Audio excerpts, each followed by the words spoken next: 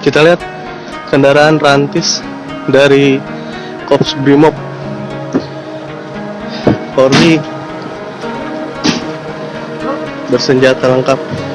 Sejumlah polisi dari Divisi Propam Polri mendatangi kediaman pribadi Irjen Verdi Sambo di Jalan Saguling, Duren 3 Barat, Pancoran, Jakarta Selatan. Tanggal 9 Agustus tahun 2022, sekitar pukul 15.20 waktu Indonesia bagian Barat. Selain itu, terlihat sejumlah brimob bersenjata lengkap juga tiba di lokasi dengan mengendarai kendaraan rantis. Dari tayangan Kompas TV, tampak anggota Propam Polri menunggu di depan rumah Verdi Sambo. Untuk diketahui, Verdi Sambo saat ini ditempatkan di tempat khusus seorang diri di Mako Brimob, Kelapa II, Depok. Di dalam rumah itu diduga berada Putri Chandrawati, istri Verdi Sambo.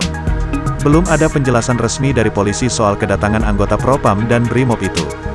Seperti diketahui, petugas keamanan telah menjaga ketat rumah pribadi mantan Kepala Divisi Profesi dan Pengamanan Polri Irjen Verdi Sambo yang berada di Jalan Saguling, Duren 3 Barat, Pancoran, Jakarta Selatan. Satpam setempat menyebut rumah itu ditempati orang tua Verdi Sambo.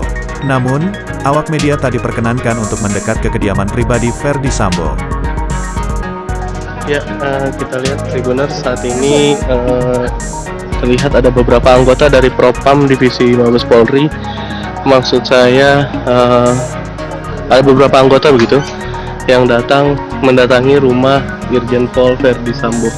Memang jika melihat dari beberapa pemberitaan yang beredar bahwa pada hari ini atau sore ini pihak Polri akan menggelar olah TKP, menggelar perkara maksud saya, tapi belum ketahuan akan dilakukan di mana begitu. Namun jika melihat dari kondisi saat ini di depan rumah Irjen Pol Verdi Sambo, ini merupakan rumah pribadi dari Irjen Pol Verdi Sambo, banyak anggota dari Propam yang datang dengan menggunakan sekitar 3 mobil begitu, dan mereka langsung turun dan melakukan sesuatu. Tadi terlihat dia memakai sarung tangan medis berwarna biru begitu,